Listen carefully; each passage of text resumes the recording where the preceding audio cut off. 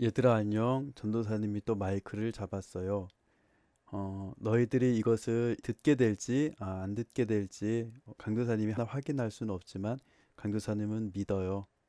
이것은 하나님 안에서 그 시간 안에서 너희들 선생님을 잇는 시간까지 강도사님은 계속해서 만들어서 너희들에게 들려줘야 될 책임이 있는 사람입니다. 그리고 그 책임 앞에 전도사님은 충성을 할 거예요. 오늘은 예수님의 이야기를 하려고 해요. 예수님이 왜 이 땅에 오셨는지, 기독교 세계관 세 번째 이야기, 예수님이 이 땅에 오신 이유를 이야기하려고 합니다. 성경은 구약과 신약으로 나눈다고 하잖아요. 구약은 오실 예수님에 대해서 이야기를 하고, 신약은 오신 예수님, 다시 오실 예수님에 대해서 이야기를 합니다. 성경책은 언제 만들어졌을까요? 창세기를 모세가 주전 1450년경 썼다라고 얘기해요. 그러면은 창세기 이전에 성경책은 무엇이 있었을까요? 창세기 이전에 사람들은 성경 말씀을 어떻게 공부했을까요? 그때는 직접 하나님의 음성을 듣는 사람들도 있었어요. 아브람도 그랬고 노아도 그랬죠. 그런데 모든 사람이 다 하나님의 음성을 들을 수도 없잖아요.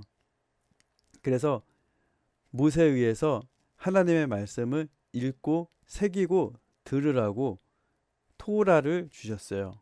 모세의 오경을 얘기를 하죠. 그리고 선지자들을 통해서 수많은 사람들을 통해서 말씀하신 내용들을 성경은 기록을 했어요. 근데 여러 역사 가운데 이 성경이 불타고 원본들이 사라졌어요. 그나마 마소라 사본이라고 하는 그런 사본이 있었는데 이 사본이 너무 오래됐으니까 오래된 성경하고 이게 맞는지 확인하기가 너무 어려운 거예요. 말하자면은 뭐라 해야 돼? 예전에 우리 뭐 세종대왕이 한글을 만들 때 해례본이 있냐 없냐 뭐 얘기해서 세종대왕이 한글을 만들게 과학적으로 맞냐 역사적으로 맞냐 아니면 전설이냐 뭐 이런 시비를 거는 사람들이 있었단 말이죠. 그게 사실이면 해례본을 구해와라 라고 얘기를 했었어요.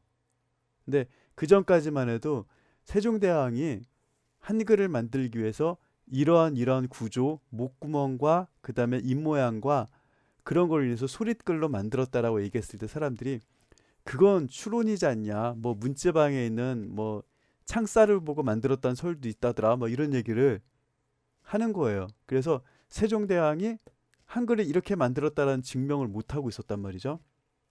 근데 상주 해례본이 나왔잖아요. 그랬더니 그 구전이 맞는 거죠. 세종대왕이 그렇게 만들었다라는 게 확인이 되는 순간이었죠. 세종대왕이 있었던 게 우리 조선왕조 500년이라고 얘기를 하잖아요. 우리나라는 200년만 거슬러 올라가도 조선시대가 나와요. 그러면은 이 600년도 채 안 된 600년, 700년도 채 안 된 이 것도 고증해내지 못했는데 1450년 전 모세가 기록했다라는 것을 BC 900년경 발견된 마소라 사본 하나 가지고 어떻게 이게 진짜인지 가짜인지 이게 성경 말씀을 필사한 건지 어떻게 아냐 뭐 이런 말들이 나오기 시작했죠. 그래서 그때까지만 해도 성경학자들은 바벨로니아의 점토판이나 이집트의 파피루스를 유일한 자료로 사용하고 있었어요. 그러니까 옥신각신했던 거죠. 그게 진짜 사본이겠냐? 막 이런 얘기를 했던 거죠. 그런데 1954년 베두인 목동이 우연히 BC 125년경쯤에 만들어진 사해 사본을 발견을 하게 돼요. 3분의 1이 구약 성경이었고 에스더 일부를 제외하고 구약 성경 전체가 발견이 돼요. 엄청나게 많이. 깜짝 놀란 거는 마소라 사본과 대조해 봤을 때 완전히 들어맞았다라는 거예요. 그럼 마소라 사본이 가짜면은 베두인 이 목동이 발견했던 것과 맞지 않아야 되거든요. 그리고 뭔가 맞다라면은 그리고 그 수많은 사본들이 일치하고 있다라는 것은 어떠한 하나의 원본을 그대로 베꼈다라는 게 사실인 거죠. 그 성경 말씀에 분명히 나타난 것은 우리를 위해서 예수 그리스도가 오셨다라는 거예요. 그것은 예수님이 이 땅에 오시기 이전에 기록된 말씀이었고, 그리고 예수님이 오신 다음에 기록된 말씀이 인 거죠. 예수님이 오늘 나눌 본문 말씀에 뭐라고 이야기하시냐면, 성전에 들어가셔서 말씀을 낭독을 하시는데, 성서를 낭독하시는데, 그게 바로 이사야가 남겼던 성경 말씀이에요. 그게 누가복음 4장 18절에서부터 19절까지인데 읽어드릴게요. 주의 성령이 내게 임하였으니 이는 가난한 자에게 복음을 전하게 하시려고 내게 기름을 부으시고 나를 보내사 포로된 자에게 자유를, 눈먼 자에게 다시 보게 함을 전파하며 눌린 자를 자유롭게 하고 주의 은혜의 해를 전파하게 하려 하심이라 하였더라. 이 말씀은 예수님께서 성전에서 이사야가 기록했던 인물이 바로 나다라고 선포를 하시는 거예요. 그럼 예수님은 왜 이 땅에 오셨을까요? 창세기에서 보면 에덴 동산에서 쫓겨난 인류가 있어요. 그리고 사람들은 이런 얘기를 해요. 혹자들은 하나님이 모든 것을 다 하셨다면 선악과는 왜 만드셨을까? 하나님께서 함께 하셨다면 그 순간 아담과 하와를 말릴 수도 있었는데 왜 따먹게 두셨을까? 하나님은 이들을 위해서 어떤 방법을 선택하셨을까요? 물론 짜잔 하고 나타나셔서 아담과 하와를 말릴 수도 있었어요. 근데 우리 친구들 요즘 보면 어떤 것 같아요? 우리 친구들이 무언가 할 때 강도사님이 일일이 쫓아다니면서 말린다면 우리 친구들은 몇 번 정도 강도사님 말을 들을 수 있을까요? 그리고 그것 때문에 강도사님하고 우리 친구들하고 말다툼이 일어나지 않을까요? 왜 그래야 되는데요? 왜 꼭 그래야 되는데요? 하라는 말다툼이 일어나고 관계는 어쩌면 각자가 원하는 게 달라서 생각하는 게 달라서 더 멀어지는 사이가 되지 않을까요? 만약에 우리 친구들의 다른 친구들이라면 말리는 것은 언제까지 말릴 수 있을까요?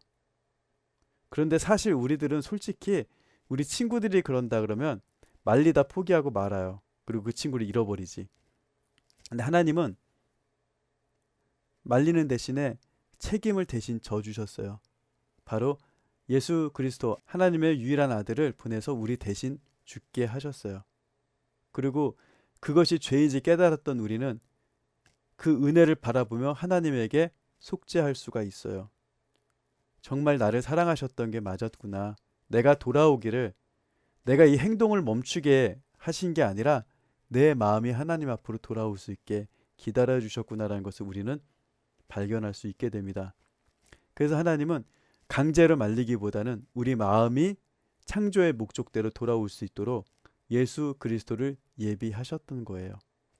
이 놀라운 사실을 우리 친구들은 다른 친구들에게도 전해야 돼요.